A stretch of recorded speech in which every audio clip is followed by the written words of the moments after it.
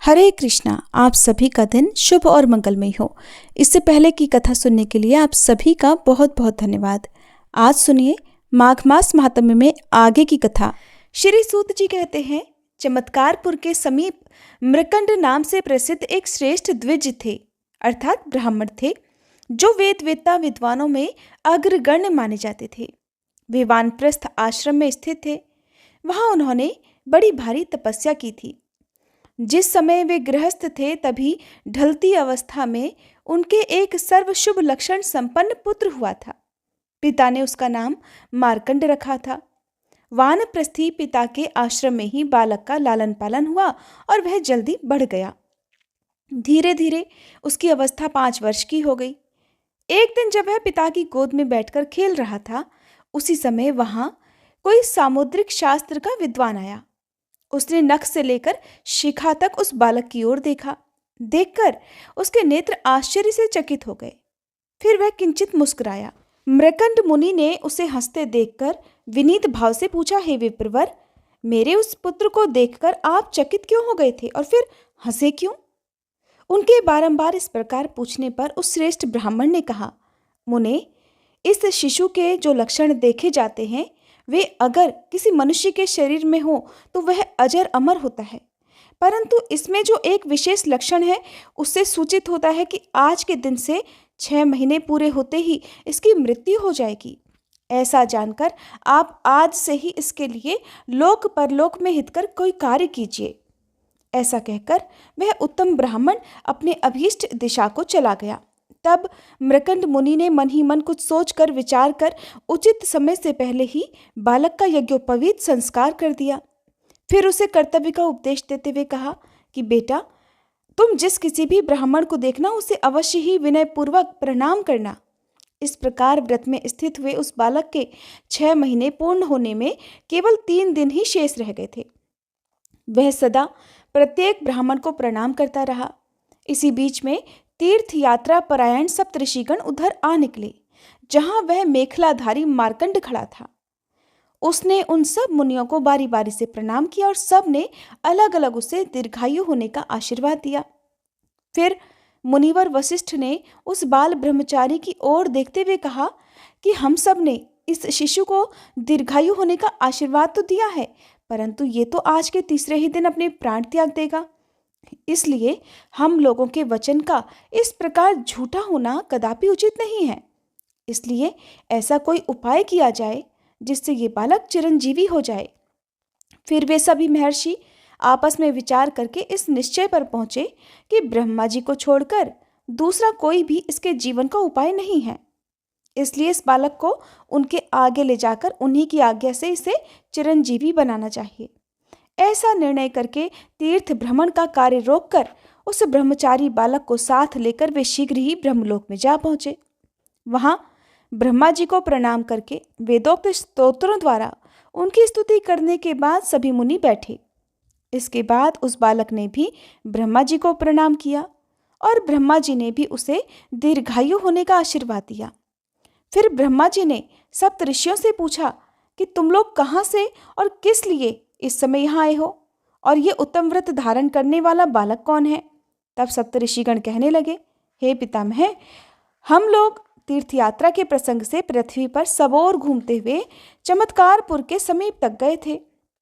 वहां पर इस बालक ने हम सबको प्रणाम किया और फिर क्रमशः हम सभी ने इसे दीर्घायु होने का आशीर्वाद दे दिया, परंतु इसकी आयु तो केवल 3 दिन की ही रह गई है।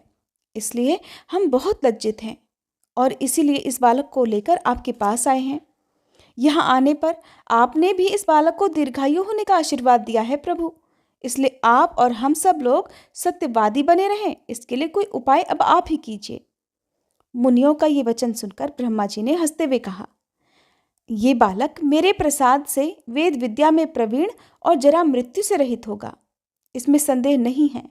इसलिए अब इसे शीघ्र ही धरती पर ले जाकर इसके घर पहुंचा दो। ये सुनकर सप्तऋषि उस बालक को लेकर उसके पिता के आश्रम के पास आए और अग्नि तीर्थ में छोड़कर स्वयं तीर्थ स्नान के लिए चले गए।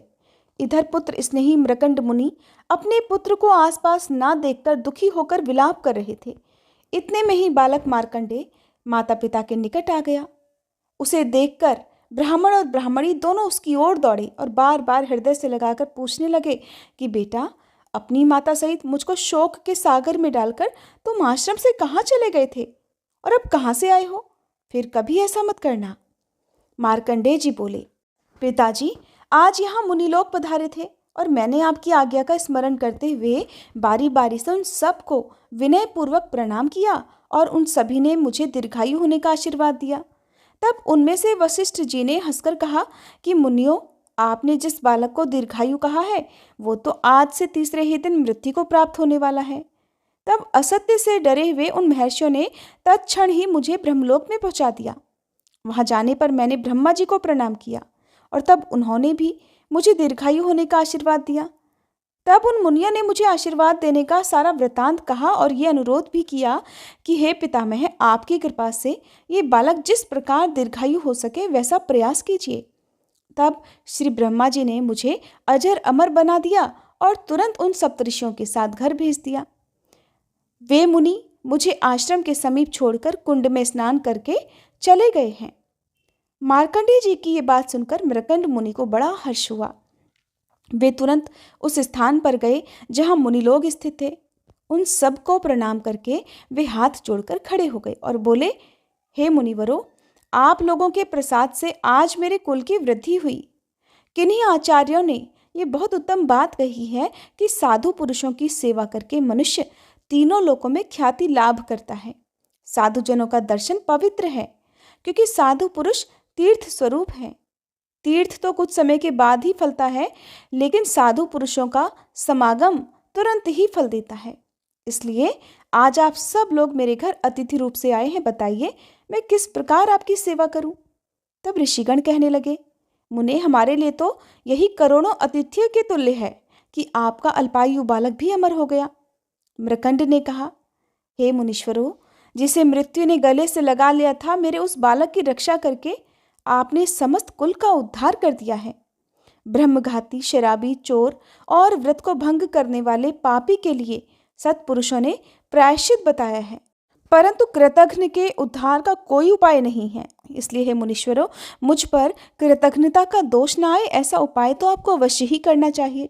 ऋषि बोले, हे द्विश्रेष्ठ, अगर आप कोई प्रत्युपकार करना ही चाहते हैं तो हमारे कहने पर यहाँ ब्रह्मा जी के लिए, जिन्होंने आपके पुत्र को अमर बनाया है, एक मंदिर बनवाइए और इस तीर्थ में ब्रह्मा जी की स्थापना कीजिए। फिर स्वयं भी आप पुत्र के साथ यहाँ रहकर दिन रात उनकी आराधना करें। हम और दूसरे ब्राह्मण भी आपके साथ रहकर हर दिन पितामह का पूजन किया करेंगे। यहाँ आपके बालक के साथ हमारा सख्य संबंध स्थापित हुआ है, इसलिए ये तीर्थ बाल सख्य के नाम से प्रसिद्ध होगा। हमारे वचन से ये तीर्थ सदा रोगी और भयभीत पुरुषों को रोग और भय से मुक्त करेगा। जो लोग इस तीर्थ में अपने रोगार्थ, भयार्थ अथवा ग्रह पीड़ित बालकों को स्नान कराएंगे, उनके वे बालक सभी दोषों से रहित हो जाएंगे। जो मनुष्य श्रद्धापूर्वक निष्काम भाव से इस तीर्थ में स्नान करेंगे, वे उत्तम गति को प्राप्त होंगे। ऐसा कहकर वे सभी मुनीश्वर मृकंड मुनि की अनुमति लेकर अन्य तीर्थों में चले गए। फिर पुत्र सहित मृकंड मुनि ने ज्येष्ठ मास की पूर्णिमा को ज्येष्ठा नक्षत्र में चंद्रमा के स्थित होने पर श्री ब्रह्मा जी की स्थापना की और आलस्य छोड़कर वे दिन रात श्रद्धापूर्वक उनकी आराधना में लगे रहे। इससे उन्हें उत्तम गति की प्राप्ति हुई। हे ब्राह्मणों, जो बालक ज्येष्ठ मास के ज्येष्ठा नक्षत्र में वहां स्नान करता है, वह 1 वर्ष तक ग्रहादि जनित पीड़ा का कभी अनुभव नहीं करता। श्री सूत जी कहते हैं कि उसी तीर्थ के पश्चिम भाग में परम उत्तम और अतिशय पवित्र मृग तीर्थ हैं, जो समस्त भूतल में विख्यात हैं। जो मनुष्य उस तीर्थ में पूर्ण श्रद्धा के साथ चैत्र शुक्ल चतुर्दशी को मध्याह्न काल में अर्थात दोपहर के समय स्नान करते हैं, वे समस्त दोषों और पापों से युक्त होने पर भी किसी प्रकार पशु पक्षियों की योनियों में नहीं जाते। जो कृतघ्न, नास्तिक, चोर और राजनिंदक हैं, वे भी वहां स्नान करके परम गति को प्राप्त होते हैं। ऋषियों ने पूछा, हे सूतनंदन, उस क्षेत्र में मृग तीर्थ का आविर्भाव कैसे हुआ? सूत जी कहने लगे, महर्षियों, पूर्व काल में उस विशाल वन के अंदर एक दिन बहुत से महाभयंकर व्याध अपने हाथों में धनुष लेकर आ पहुंचे। उस समय एक वृक्ष के नीचे हिरणों का झुंड विश्वस्त होकर बैठा हुआ था। व्याधों अर्थात शिकारियों की दृष्टि उनके ऊपर पड़ गई। हिरन भी उन व्याधों को दूर से ही आते देखकर भय से व्याकुल होकर भाग गए और पास ही गहरे जलाशय को देखकर उसी में समा गए। जल के भीतर प्रवेश करते ही वे सारे मृग अर्थात हिरन उस तीर्थ के प्रभाव से मानव शरीर को प्राप्त हो गए। यानी कि जितने भी हिरन उस जलाशय में गए थे वे सब के सब मनुष्य बन गए। तब उन शिकारियों ने पूछा कि हे भद्र पुरुषों, इस मार्ग से अभी अभी मृगों का झुंड आया है, बताइए वो किस मार्ग से निकला है। तब वे मनुष्य कहने लगे कि हम लोग ही वे मृग हैं, इस तीर्थ के प्रभाव से हमने दुर्लभ मानव शरीर प्राप्त कर लिया है। ये सुनकर वे सभी व्याध बड़े विस्मय में पड़ गए और उन्होंने भी धनुष बाण फेंक कर उस तीर्थ में स्नान किया। स्नान करते ही वे दिव्य शरीर से युक्त श्रेष्ठ राजा हो गए। प्राचीन काल में जहाँ स्नान करके राजा त्रिशंकु उत्तम शरीर को प्राप्त हुए थे, उसी जलाशय में स्नान करने के कारण वे वधिक सभी पापों से मुक्त होकर उत्तम शरीर को प्राप्त हुए। उस शुभ तीर्थ में विष्णुपद नाम से प्रसिद्ध एक अन्य तीर्थ भी है जो समस्त पातकों का नाश करने वाला है। दक्षिणायन आरंभ होने पर मनुष्य एकाग्र चित्त होकर वहाँ विष्णुपद का पूजन करे और श्रद्धापूर्वक भगवान को आत्मनिवेदन करे। ऐसा करने वाला पुरुष दक्षिणायन में मरने पर भी भगवान विष्णु के परम पद को प्राप्त होता है, क्योंकि ऐसा माना जाता है कि जब सूर्य उत्तरायण में होते हैं उस समय यदि किसी की मृत्यु होती है तो उसे सीधे मोक्ष मिल जाता है, किंतु दक्षिणायन में मरने पर मोक्ष आसानी से नहीं मिलता। इसी प्रकार उत्तरायण आरंभ होने पर भी विधि पूर्वक विष्णु पद का पूजन करके एकाग्र मन से भक्तिभाव से आत्मनिवेदन करे। ऐसा करने वाला पुरुष भी भगवान विष्णु के परम धाम को प्राप्त होकर सुखी रहता है। ऋषियों ने पूछा, भगवान विष्णु का चरण उस तीर्थ में कैसे प्राप्त हुआ और वहाँ किस प्रकार आत्मनिवेदन किया जाता है। तब श्री सूत जी कहने लगे, सर्वशक्तिमान भगवान विष्णु ने जिस समय राजा बलि को बांधा था उस समय अपने 3 पगों से चराचर प्राणियों सहित तीनों लोकों को नाप लिया था। भगवान के उन 3 पगों में से पहला पग इसी हाटकेश्वर क्षेत्र में पड़ा था, दूसरा पग उन्होंने महरलोक में रखा। फिर भगवान चक्रपाणि ने जब तीसरा पग रखने का प्रयास किया तब उनके अंगूठे के आगे के भाग से ब्रह्मांड फूट गया और अत्यंत लघुता को प्राप्त हो गया। फूटे हुए ब्रह्मांड के उस छेद से निकला हुआ वह जल भगवान के अंगूठे के आगे के भाग से होता हुआ क्रमशः धरती पर आया। चंद्रमा के समान उज्जवल जल से विभूषित उस तीर्थ को लोक में विष्णुपदी गंगा कहते हैं।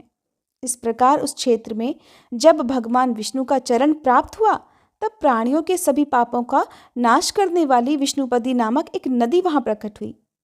जो उसमें श्रद्धापूर्वक स्नान करके भगवान विष्णु के चरण का स्पर्श करता है वह परम पद को प्राप्त हो जाता है। जो उत्तम श्रद्धा से युक्त होकर विष्णुपदी के तट पर श्राद्ध करता है वह गया में श्राद्ध करने का फल पाता है। जो मनुष्य सदा माघ मास में प्रातःकाल उठकर स्नान करता है वह प्रयाग में स्नान का फल पाता है।